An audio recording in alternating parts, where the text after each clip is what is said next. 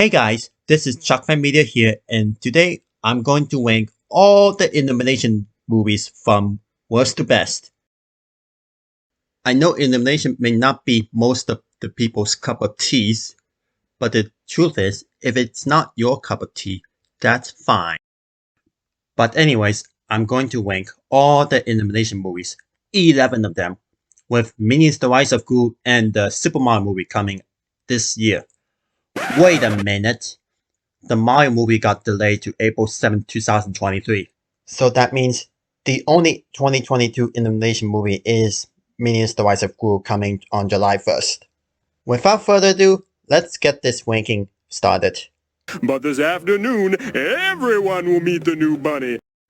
At number 11 goes to Hop. This is basically Illumination's failed attempt in entering live-action / CGI animation. The premise of an Easter-themed movie sounds like a good idea on paper, but it's rather poorly executed. Like seriously, there is nothing much to talk about. It's nothing but cringe-worthy humor, especially when EB shits jelly beans. That was not funny at all. Majority of the characters are either unlikable or stupid. EB is a rather whiny and annoying protagonist. I mean, I don't hate Russell Brand as a person, but I don't like his voice as EB. Fred O'Hare is also unlikable as well. I mean, James Marsden isn't really a bad actor at all. I still like James Marsden as a person, but I did not really like Fred O'Hare at all. And Carlos the Chick can be an entertaining villain, but that isn't saying much. The opening sequence is the major flaw of this movie. Like, Fred O'Hare was claimed to be the first human Easter Bunny, but he wasn't until the ending. Really, Illumination? You have to make that opening sequence like that? And that led Illumination to stop making live-action movies after Hop. That's all I have to say. Moving on. Number 10 goes to the Minions movie from 2015. I remember that I liked this movie when I first watched it on Blu-ray back in December 2015. But then, I rewatched it on NBC on January 20th, 2019. This movie did not really age well for me. But on my rewatch in June 2021, it wasn't as bad as I expected. Don't get me wrong, this movie still has problems. The animation is good, the settings are wonderful and stunning. There are some funny moments here and there. The concept of a prequel that reveals where the Minions came from is interesting, even though it is executed poorly. But the ending slaps. That's all the positives. The story is actually really predictable in every way. Most of the movie boils down to a lot of filler with particularly nothing going on during the movie. Some of the main characters have weak motivations, such as Scarlet Overkill. Unlike Vector and El Macho from the first two Despicable Me movies, who were evil but funny, Scarlet Overkill didn't have as much comedic moments as them, and can come off as a little serious for the franchise. On top of that, she's nothing but a generic villain, and her plan is just basic. Because her plan is she wants to overthrow the Queen of England so she can become Queen. Her sudden change from being kind to the Minions into outright wanting to destroy them also feels very forced, as it had little to no build-up, even though Sandra Bullock did a good job for voicing her. It wasn't enough to make Scarlet Overkill a great villain at all. Herb isn't much better either. While he is much funnier than Scarlet Overkill and John Hamm does an excellent job voicing him, the only purpose he really serves in the movie is to help carry out Scarlet's evil plans. Also, the comedy fell flat from the first two Despicable Me movies as it was. Overall, this spin-off movie was mediocre, and I hope the sequel will be a slight improvement. It's still the weakest in the Despicable Me franchise, to me. Look at me! Look at me!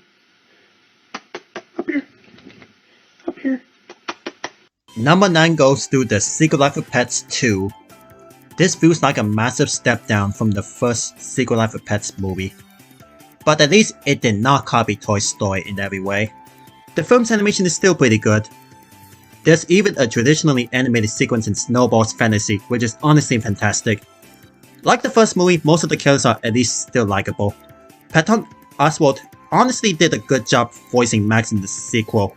Harrison Ford apparently made his decent feature animation debut as the voice of Rooster. The beginning of the film is really heartwarming. The writing is tolerable, though not as great as the first film's writing. The major problem is that there is no story whatsoever.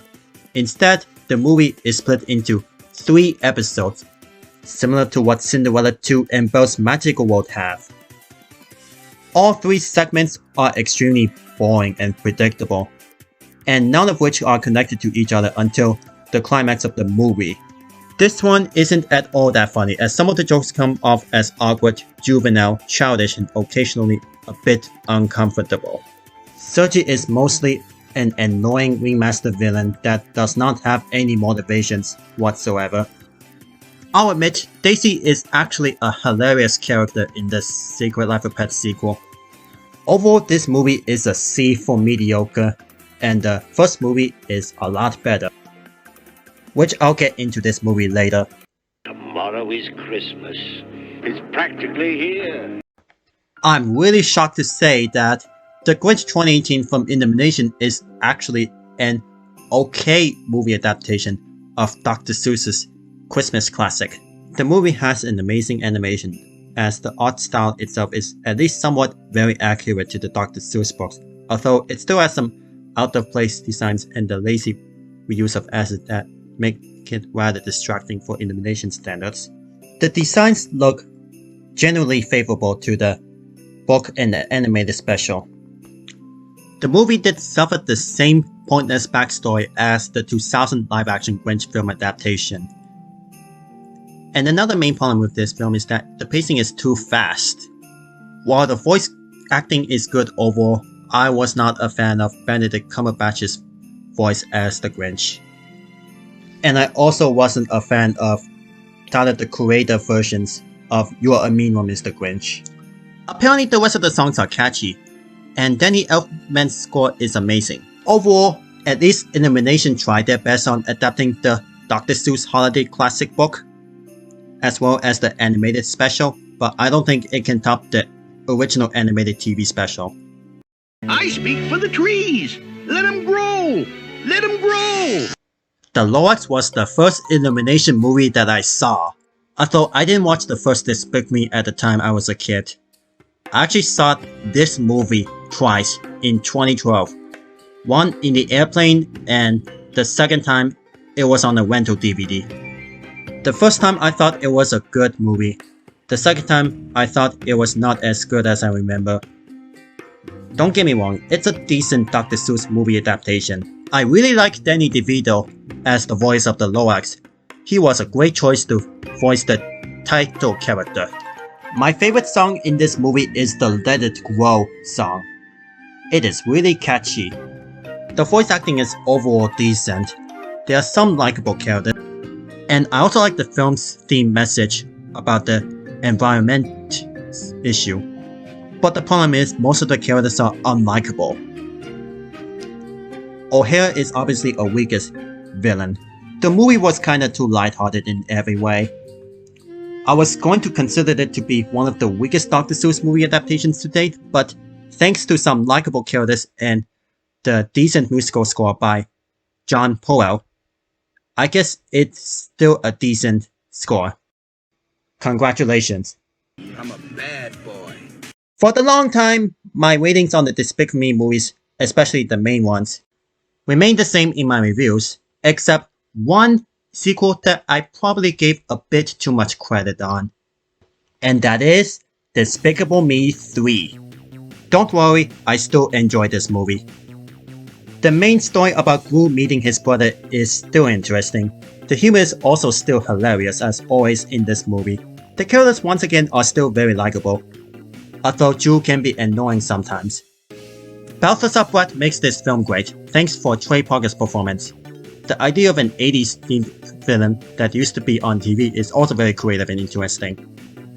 He has some of the most memorable lines, like, "I've been a bad boy, and it's on like Donkey Kong." And the problem is, the movie is kind of inferior to the first two Despicable Me movies. But at least it's still better than the Minions movie. The plot can be a little jumbled and inconsistent at times, but this is thankfully not too hard to follow most of the time. Some of the humor are kind of cringeworthy in this movie. But either way, Despicable Me 3 is a decent movie. I originally gave it a B+ in my first viewing on Blu-ray, but now on my rewatch, I actually gave it a B- for decent. It's the weakest main installment of the Despicable Me franchise, but it's still enjoyable. And there's gonna be Despicable Me 4 coming in 2 years. I'm not surprised. Why won't you sing? Because singing killed my grandma, okay? At number 5 goes to Sing. I kinda like this movie. The film's ensemble cast does a great job. It has great CGI animation, excellent voice casting, and entertaining soundtrack. Buster Moon's backstory at the beginning of the film is engaging, introducing his character and his wants. Johnny's performance of Elton John's I'm Still Standing is one of the film's strongest moments. Ash's performance of Set It All Free is great, as well as being an exclusive and original song made for the movie. And there's also some emotional moments. My problem is the movie just dragged itself for a bit too long. There is one infamous but rather cringeworthy scene that featured Nicki Minaj's Anaconda. That scene was not funny, didn't laugh. Mike the Mouse is also unlikable as well. Other than that, this movie was good, but not great. Moving on. Out of this world. Sing 2 is unironically better than the first movie. Sure, the plot might be a bit similar to the first movie. There's still some great voice acting and very likable characters. Gunter had a wonderful idea for Buster Moon's show. He decided to help Buster Moon to create a space-themed show called Out of This World. That is satisfying. The new characters are interesting. The Red Shore City looks really impressive. And there are a lot of funny moments, like various animal characters getting rejected during Jimmy Crystal's audition and Buster's disguise plan. And the soundtrack is incredible. However, the movie is still dragged, much like the first movie. And the humor can be a bit mediocre. Other than that, this is the solid sequel to Sing, but still not that great. Good job Illumination for making a solid sequel. Sit, Ubu, sit. Good dog. Number 3 goes to The Secret Life of Pets. This movie was great in my opinion. Sure, this movie kinda copied the Toy Story elements, but this movie is still enjoyable for me. All the characters are really likable, funny, and interesting, such as Max, who's a relatable protagonist, and Duke, who has a sympathetic backstory of having accidentally ran away from his previous owner. Snowball is also a hilarious villain as well. The writing is creative, talented, and smart.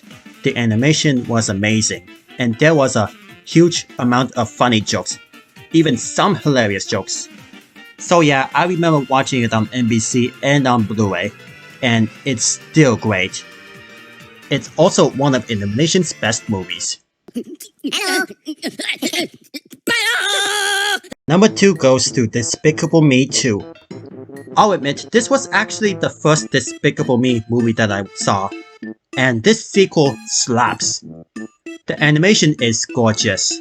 The characters are still fun as they were before, and I honestly think Lucy Wilde has a really good character development. And there's a funny scene where a minion dressed up as a firefighter imitates a fire truck by saying Beetle over and over again. The action scenes are pretty cool. And El Macho is a terrifying villain. And the evil minions are also still funny. So overall, this movie is still a great sequel to Despicable Me. Number 1 goes to the first Despicable Me.